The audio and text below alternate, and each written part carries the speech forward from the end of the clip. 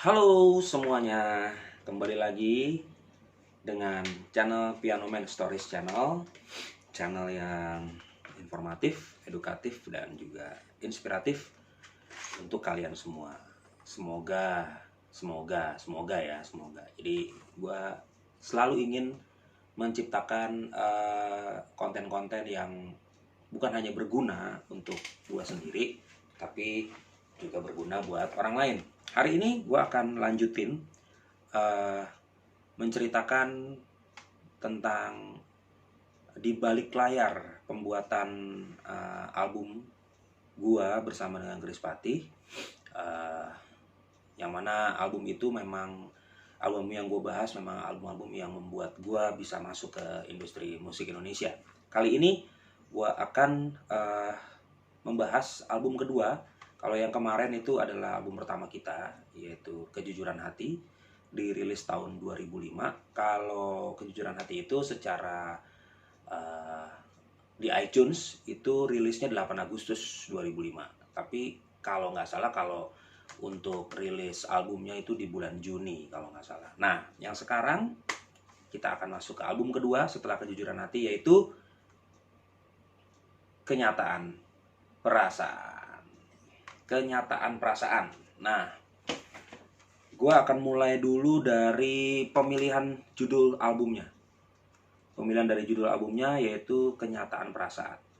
Kenyataan Perasaan ini sebenarnya yang memilih kata-kata ini adalah gue, karena pada saat itu gue inget banget kita lagi meeting di studio gue di daerah Arteri Pondok Indah. Waktu itu kita habis latihan, kita meeting dengan manajemen, kemudian kita list lagi song listnya apa dan segala macamnya. Terus kita pikir, kita timbang-timbang kira-kira kata-kata apa yang mau kita ambil sebagai judul album.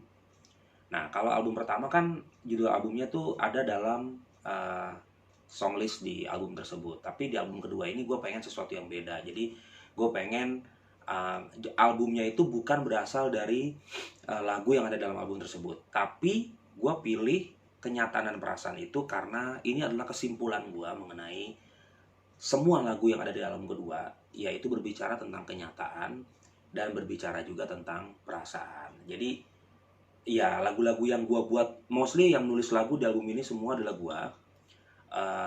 Jadi ya gue beranggapan bahwa apa yang gue tulis di album ini ya memang nyata dari kenyataan dan juga berbicara tentang perasaan. Jadi sesuatu yang true story tapi juga berbicara tentang perasaan yang sedang gue ceritakan. Jadi akhirnya kita memilih judul albumnya adalah Kenyataan Perasaan. Satu kata yang unik sih, satu kalimat yang unik menurut gue.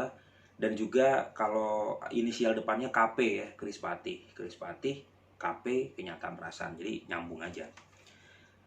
Oke, terus untuk albumnya kita bicara dari cover albumnya dulu ya. Ini cover albumnya ini pakai jaket CD ya. Dan ini menurut gua desain yang keren pada saat itu untuk ukuran band baru dengan 2 album. Ini keren, didominasi dengan warna putih. Terus kayak ada apa namanya? Ada tribal kayak gini. Ya, tribal ya. Kemudian bukan lagi sih, akhirnya memajang foto kita berlima di depan. Karena pertimbangannya pada saat itu supaya orang ngeh lah sama Chris Patih itu siapa aja. Kalau waktu album pertama kan benar-benar logonya bandnya doang. Tapi untuk album kedua kita menghadirkan lah wajah-wajah kita nih ada di depan sini. Nah, ini adalah Arif, kemudian Anton, lalu Semi paling depan, kemudian sebentar, ada salah gua. Ini Arif, ini Andika kalau nggak salah. Arif, Andika, Anton, Semi, Anton. Nah, ini gua. Jadi Arif, Andika, Semi, Anton, gua. Nah, di album ini kebetulan gua pakai keyboard ini yang waktu itu gue jelasin di pembahasan gue yang pertama, yaitu keyboard yang gue beli dari Mas Aldi Bragi.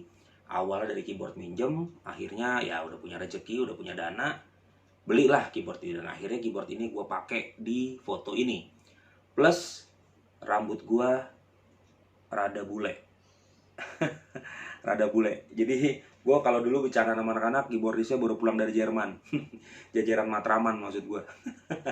Jadi karena gue nekat pada saat itu, gue warnain rambut gue. Kalau nggak salah anak-anak di sini juga udah mulai ngewarna-warnain rambut sih.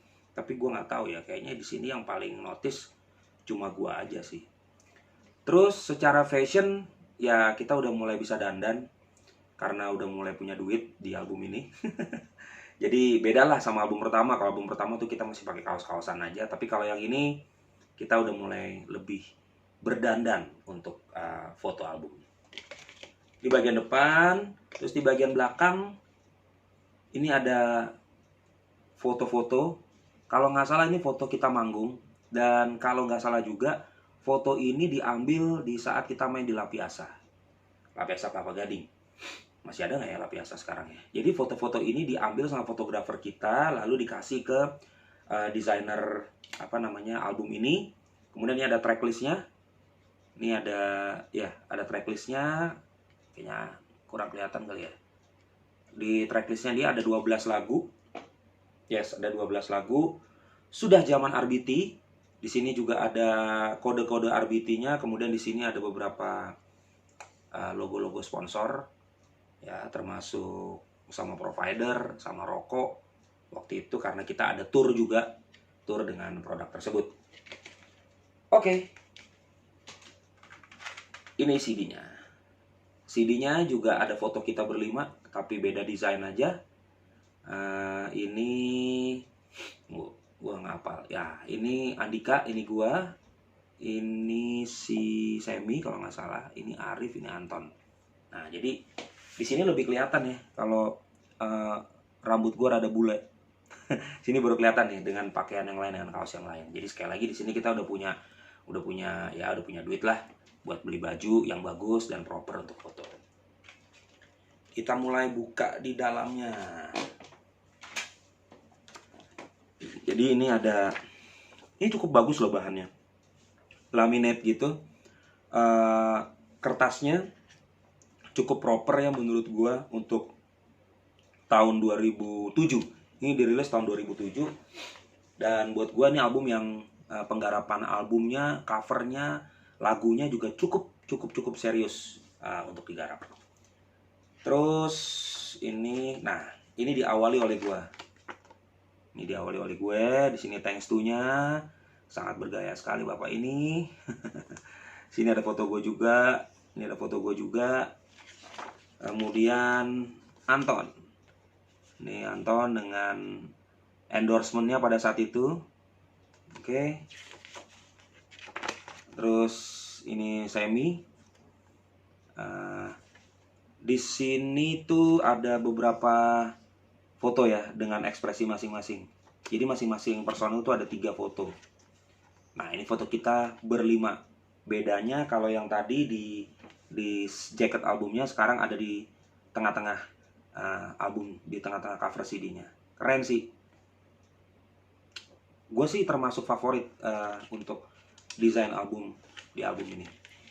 Ini Arif, sekali lagi dia masih dikontrak oleh produk yang lagi dipakai ini. Oke. Dan terakhir adalah Andika. Andika juga dikontrak. Jadi di band ini waktu tahun 2007 hanya 3 orang yang di endorse oleh satu produk. Gua belum waktu itu. Gua baru dikontrak di tahun 2009 di album keempat kalau nggak salah. Itu gue baru dikontrak sama brand besar. Kalau mereka bertiga udah dikontrak duluan.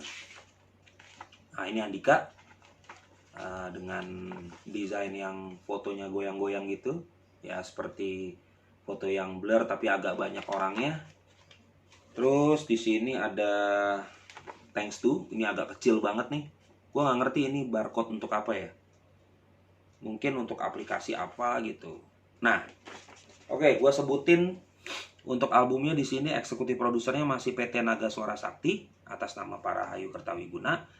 Parahayu itu adalah bos label Naga Suara di mana waktu itu kita bernaung sebagai band.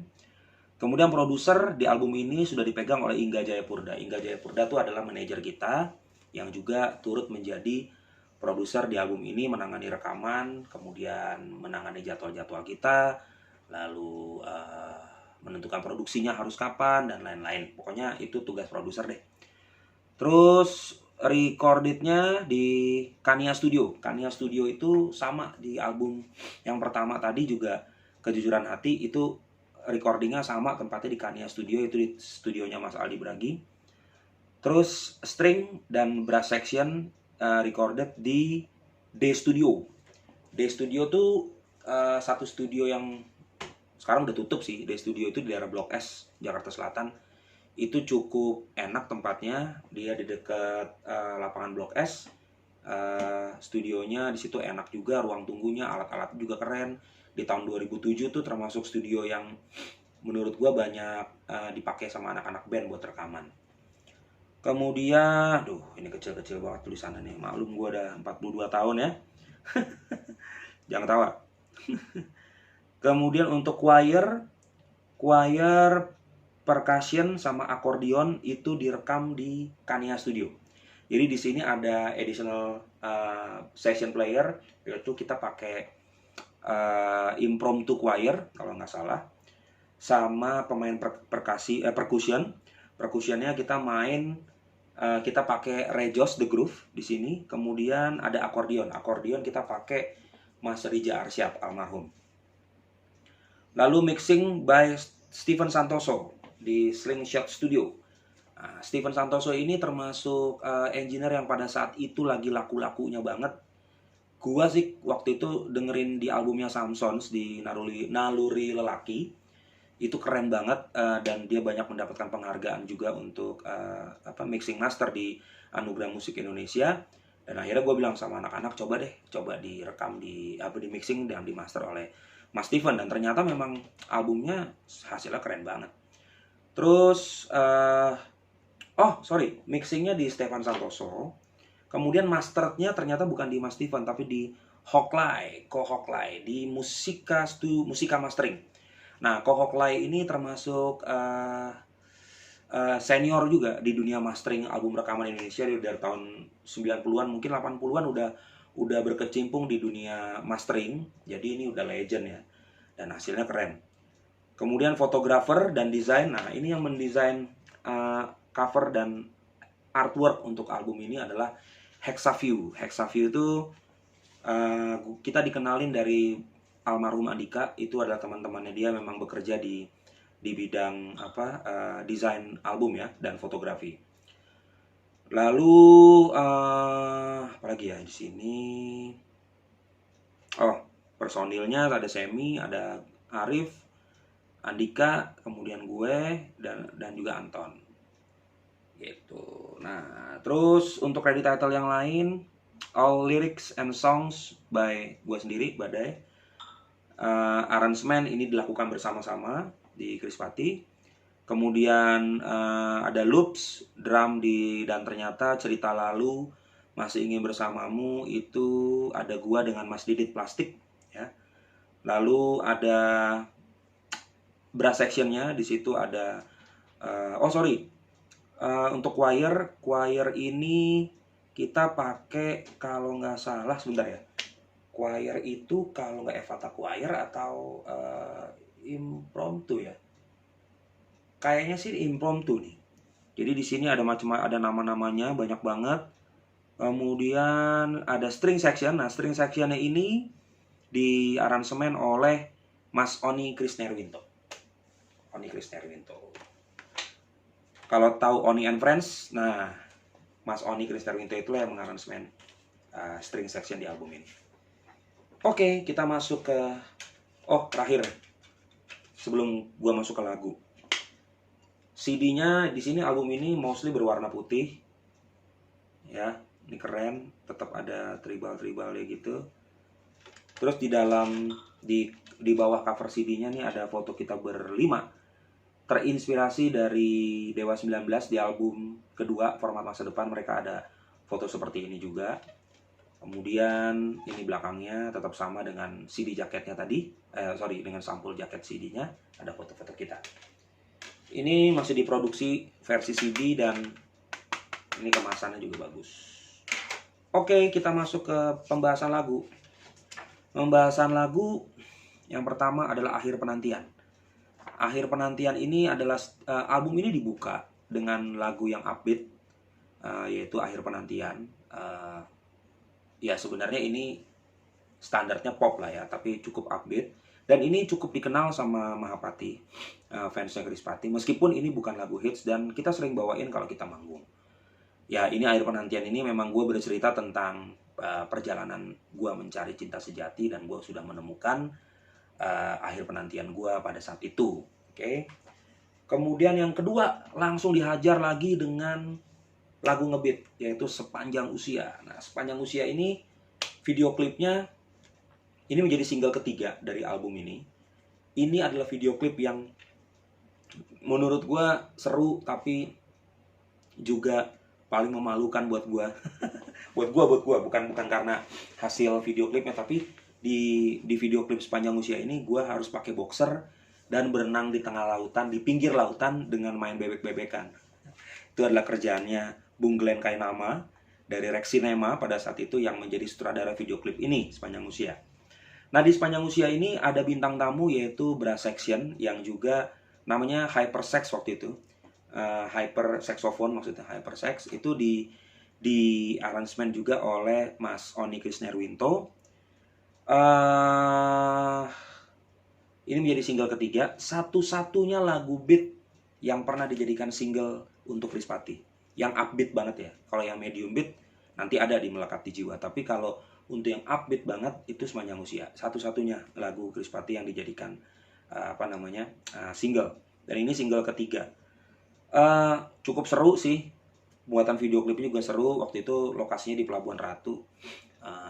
Sutradaranya Glenn Kainama. Kemudian, nah, lagu ketiga adalah Mengenangmu. Ini adalah, gue nggak tahu ya kenapa ini ditaruh di lagu ketiga. Padahal ini single pertama. Mungkin kita pengen suasana yang beda aja karena di album pertama kan kita udah ada lagu yang slow gitulah ya, yang medium gitu. Mungkin kita mau membuka albumnya dengan lagu yang upbeat dulu, baru yang lagu ketiga justru single pertamanya yaitu Mengenangmu. Mengenangmu ini cerita tentang teman baik gua, teman kuliah gua di IMI, yang kebetulan sudah menikah sudah pacaran selama kurang lebih 8 tahun pada saat itu, dan akhirnya ceweknya harus meninggal karena tabrakan. Jadi tabrakan langsung tabrakan di tempat dan langsung meninggal di tempat, dan itu kejadiannya di Pontianak. Teman gue waktu itu bercerita tentang kisahnya dia pada saat gue masih di album pertama, dan itu mengidekan dan menginspirasikan gue untuk bikin lagu ini. Dan kalian harus tahu bahwa gue mengalami kejadian supranatural di lagu ini ya khususnya. Jadi pada saat seminggu sebelum gue sama anak-anak merilis album ini, gue lagi tidur pada saat itu. Tapi ini tidak usah diyakini, tapi ya gue mengalaminya sih. Cuma gue nggak menganggap ini adalah sebuah indikator ya. Tapi gue mengalami dalam mimpi gue didatengin sama si orang yang ada yang gue maksud di lagu ini, dan dia dia nggak ngapa-ngapain, dia cuma mengucapkan terima kasih aja bahwa terima kasih Mas Badai sudah membuatkan lagu untuk saya. Udah, habis itu gue kaget. Gue waktu itu cerita lagi sama temen gue ini yang punya cerita. Gue ceritain bagaimana kejadiannya, dan akhirnya dia keluarin foto, bener nggak orangnya seperti ini. Dan begitu gue lihat memang persis dengan apa yang ada di mimpi gue. Dan seminggu kemudian lagu ini keluar. Gue tidak percaya bahwa ini merupakan indikator lagu ini bisa booming, tapi memang karena lagunya bagus dan memang sudah diberkati Tuhan. Tapi gue hanya menceritakan gue mengalami kejadian supranatural dari lagu tersebut gitu. Dan ya tidak usah dipercaya karena mimpi adalah bunga tidur gitu. Nah, Mengenangmu ini menurut gue proses musiknya, gue puas banget dengan proses musiknya. Karena kita menggunakan orkestrasi yang sangat menyayat. Diawali dengan intronya orkestra yang gue buatin intronya. Kemudian ada perpindahan dari pada saat interlude-nya itu, menurut teori musik sih itu relatif minor ya. Jadi chord yang tadinya jadi satu mayor jadi satu minor. Nah, itu merupakan inovasi sih pada saat itu. Pada saat tahun 2007 jarang banget orang-orang mau menggunakan chord seperti itu. Dan lagu ini benar-benar tembus sampai ke juara di MTV Ampuh berminggu-minggu dan menjadi lagu yang sangat anthem sekali ketika kita manggung, nggak ada yang nggak nyanyi. Dan ini menjadi lagu kenangan buat orang-orang yang sudah kehilangan cinta sejatinya. Termasuk beberapa selebriti yang sudah pergi, ternyata dia suka sama lagu ini. Gitu. Oke, itu mengenangmu. Lalu yang keempat, untuk pertama kali. Nah, untuk pertama kali ini adalah single keempat dari album ini. Kalau yang tadi mengenangmu single pertama. Single keempat yaitu untuk pertama kali. Nah, untuk pertama kali ini cerita tentang gua sendiri maksudnya. Gua ketemu sama istri gua yang sekarang, mantan pacar gua maksudnya. Di situ gua pertama kali tergugah, pertama kali merasa bahwa ya dia ini memang menjadi sosok yang cocok dalam hidup gua. Asik. Dan untuk pertama kalinya juga gua merasa bahwa ya gue harus berjuang dan harus fight untuk menikmati dan menjalankan proses ini, meskipun keadaannya sulit karena pada saat itu gue sama istri gue masih beda agama. Dan puji Tuhan dia sekarang sudah masuk dan mendalami serta melayani di gereja, serta pada saat itu ya udah gue bikin lagu ini buat dia untuk pertama kali. Next, dan ternyata nih nomor 5 di album ini. Ini dan ternyata juga lagunya sangat disukai juga oleh banyak fansnya Chris Patih dan fans lagu-lagu gue juga. Tapi memang ini nggak dijadiin single, nggak tahu kenapa, mungkin karena singlenya udah kebanyakan di album ini. Dan lagu dan ternyata ini memang gue bikin tuh ceritanya tentang orang yang nggak bisa move on dari mantannya. Ya maksudnya ya memang ternyata cuma lu yang bisa mengurung perasaan gue, mengurung hati gue, ya cuma lu aja. Jadi sesimpel itu. Orang yang nggak bisa move on, yang nggak bisa pindah ke lain hati lah. Gitu. Ini dan ternyata juga ada orkestrasinya. Kalau yang tadi untuk pertama kali nggak ada. Sorry, untuk pertama kali gue mesti jelasin dulu video klipnya single keempat itu digarap oleh Reni Fernandez. Reni Fernandez di salah satu bilangan daerah di daerah BSD. Video klipnya simple dan keren. Modelnya Tias Mirasih dan Kirana Larasati. Kalau yang mengenangmu, modelnya adalah Andrea Dian, seorang model pada saat itu. Dan ternyata, balik lagi dan ternyata ini orkestrasinya digarap oleh si Mas Oni Krisnerwinto.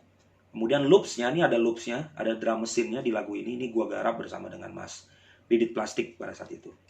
Kemudian lagu ke-6 adalah Sebuah Pengabdian dalam kurung Bunda. Nah udah pastilah lagu ini memang gue tujukan untuk para bunda, para ibu-ibu, para emak-emak, para wanita yang sudah mempunyai anak. Bahkan ya buat orang tua gitu loh. Jadi di Sebuah Pengabdian ini adalah lagu yang upbeat. Gua waktu itu mengaransemen, mengusulkan untuk ini dipakein choir. Nah jadi si choir antara Evata atau impromptu, gue lupa, nanti gue cek lagi. Ini mengisi di ref dan di interlude-nya.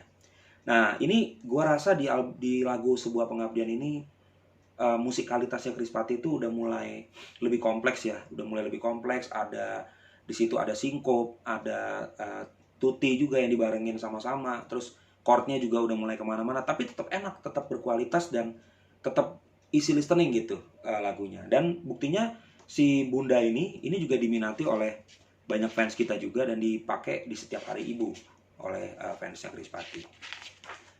Terus nomor 7 adalah lagu Masih Ingin Bersamamu.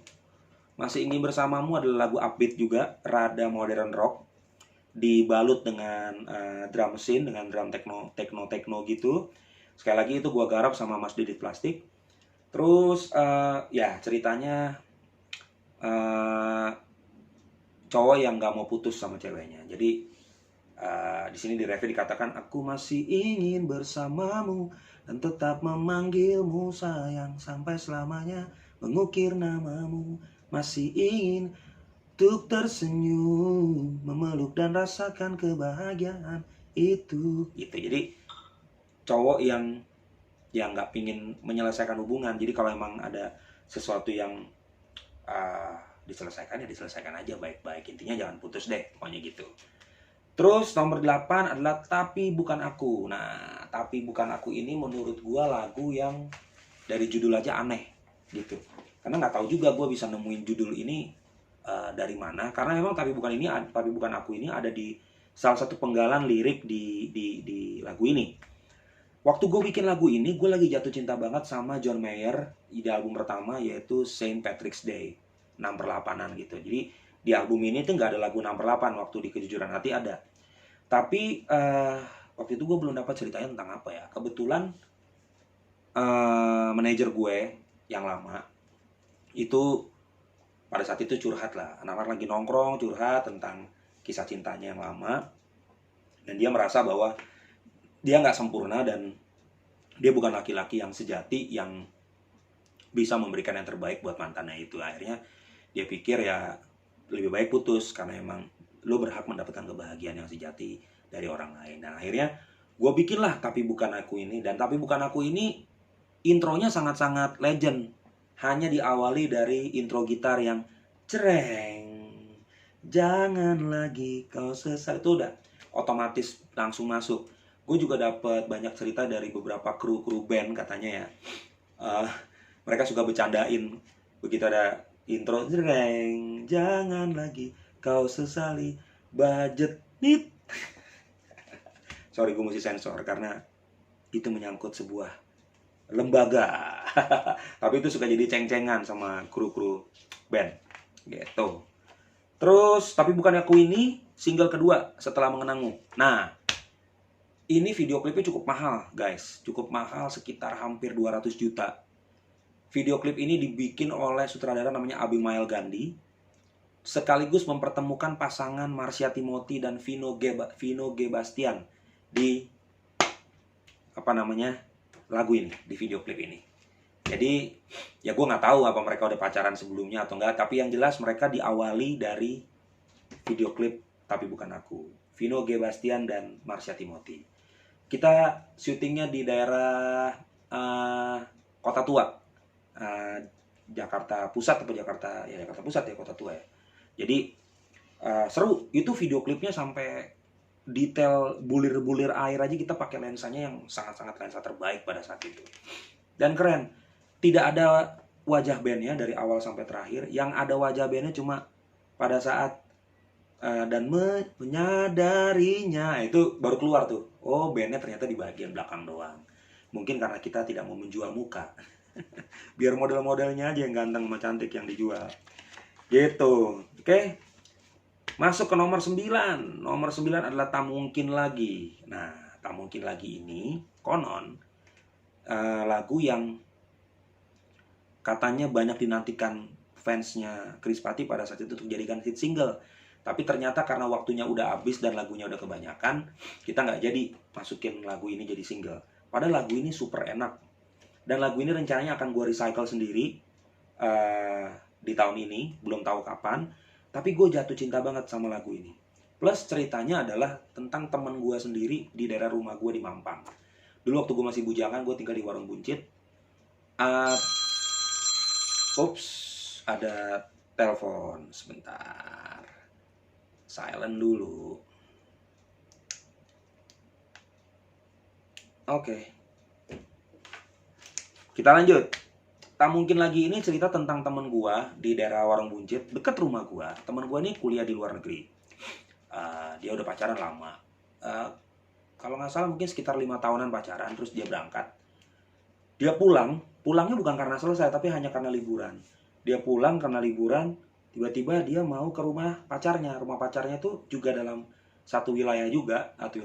Cuma ya memang nggak jauhan banget sih, deketan. Tapi memang mereka udah agak-agak lost kontak. Cuma ya masih pacaran.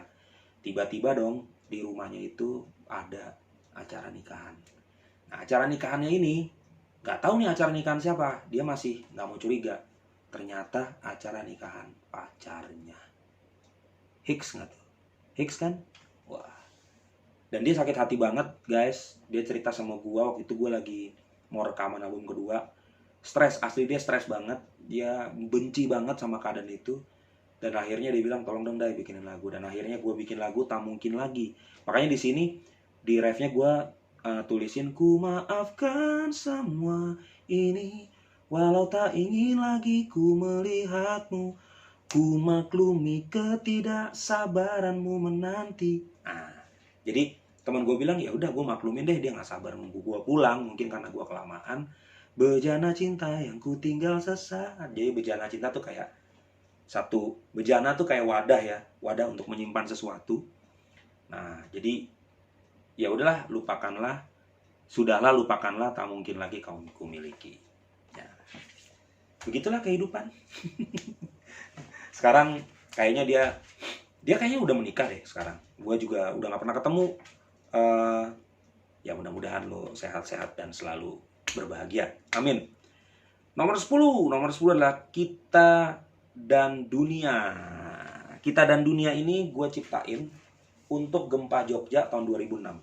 Jadi ini adalah lagu yang kayaknya saat-saat terakhir baru masuk di album ini. Justru lagu ini karena kita kekurangan lagu waktu itu. Dan kebetulan gue waktu lagi tour Kejujuran Hati itu, gue pakai gitar, gue selalu nyanyi-nyanyi di bus. Gue terinspirasi sama Gempa Jogja yang waktu itu kan gempanya hebat banget tuh tahun 2006 ya. Dan akhirnya kita buat gue buat lagu ini. Dan di pandemi COVID-19 ini ternyata banyak banget yang cover lagu Kita dan Dunia, termasuk teman-teman dari beberapa musisi-musisi muda kemarin bikin collabs dari jauh bawain lagu ini, keren banget. Dan ini diisi oleh pemain perkusi dari The Groove, yaitu Rejos The Groove, dan juga Mas Riza Arsyad dari akordion, pemain akordion almarhum. Memang konsepnya ini adalah akustik elektrik gitu. Jadi dominasi alat-alat akustik seperti akordion dan juga gitar akustik. Oke. Kita masuk lagu ke-11, yaitu Rahasia Cinta. Wah, nih lagu Krispatih banyak banget. Satu album ada 12 lagunya ya. Oke, Rahasia Cinta ya lagu yang terinspirasi dari ballad-ballad rock 90-an, Toto, Chicago, kayak gitu-gitu ya. Dibalut dengan pop 2000-an waktu itu. Ini Rahasia Cinta nih ya satu lagu yang gue buat untuk adore sama wanita. Jadi ya lagu yang gue persembahkan untuk para wanita yang memang hatinya luar biasa. Jadi di ref ini kan ditulis, kau jadi bagian hidupku saat ini dan ku harap juga esok nanti. Berharaplah kita selalu bersama di dalam cinta juga duka nestapa. Ingin ku habiskan sisa hidup ini berdua selamanya. Jadi memang gue tujukan kepada wanita yang memang ingin gue jalani sisa-sisa hidup gue bersama dengan dia. Gitu guys. Kita masuk ke nomor 12 yang terakhir, yaitu Cerita Lalu. Nah, Cerita Lalu ini lagu upbeat sebagai penutup dari album Kenyataan Perasaan. Ada loopsnya juga, ada drum mesinnya. Gue kerjaan sama Mas Didit Plastik. Kemudian ini lebih ke lagu yang orang yang ya udahlah, orang yang menceritakan cerita lalunya, tapi dia sedih, dia nggak bisa bersatu sama ceweknya, tapi udah cuek aja, happy aja. Jadi orang yang putus tapi happy, intinya lagu ini seperti itu. Nah, ini pertama kalinya gue ada solo synthesizer di lagu Cerita Lalu. Biasanya semua solo kalau lead solo itu kebanyakan diambil si Arif di gitar. Gue hanya sebagai pemanis di piano dan membuat ambience-nya semakin romantis di synthesizer gue. Tapi di lagu ini gue ada solo synthesizer-nya di interlude. Kalian bisa cek langsung di Spotify, Joox, dan yang lain-lain. Gitu guys. Yang terakhir adalah foto kita berlima lagi di belakang. Ya, kita sudah mulai banyak bergaya di sini. Asik. Sudah banyak membawa baju untuk foto. Di sini gue pakai baju warna beda sendiri, warna ya mungkin warna denim dari produk distro gitu. Terus kita udah pakai sneakers. Anton pakai celana pendek, masih antingan, masih cungkring. Andika ini sudah mulai agak mengurus karena dia diet juga. Arif lagi lucu-lucunya, Semi lagi imut-imutnya, Badai lagi gede-gedenya. Kalau si Anton memang lagi Linkin Parknya. Dia memang suka modern rock. Jadi ya dia berdandan seperti rockstar, tapi padahal hatinya Popstar. Sedap. Oke guys, kira-kira itu aja teman-teman, sahabat Badai, cerita gua dari album ini. Album ini tetap meraih penjualan di atas 400.000 kopi. Dan kata orang, satu album ini lagunya enak semua, katanya. Gue juga amin puji Tuhan ya kalau memang itu masih dianggap seperti itu sampai dengan saat ini.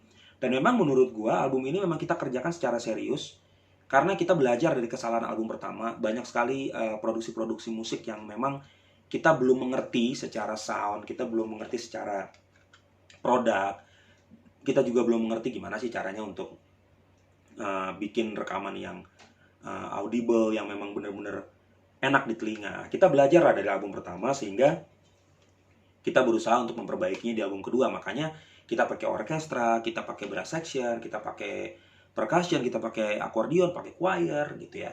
Nah, memang budgetnya memang bengkak sih di album ini, tapi dari penjualan CD-nya dan kasetnya serta off-air-nya itu balik dan royaltinya sangat-sangat besar. Gue sendiri sebagai pencipta lagu, ini sebagai album percontohan gue, salah satu album Krispatih yang paling berhasil adalah album Nyata Perasaan. Menurut gue, secara cover, secara job, secara meskipun di tahun 2007 ini kita nggak main tahun baru, setahu gue. Jadi 2007 ke 2008 kita nggak deal untuk main tahun baru. Tapi tour of air, lepasan, main TV dan lain-lain itu gokil banget dalam satu tahun itu. Untuk penghargaan kita dapetin double platinum lagi untuk album ini. Kemudian kita dapat golden achievement dari Naga Suara. Lalu kita juga di album ini kebetulan kita belum dapat penghargaan di Anugerah Musik Indonesia, belum. Kita masih masuk nominasi. Tapi secara lagu kita sampai keluar, pertama kalinya kita main di Malaysia, pertama kalinya kita main di Perth ya, di undang mahasiswa Indonesia, itu karena album Kenyataan dan Perasaan.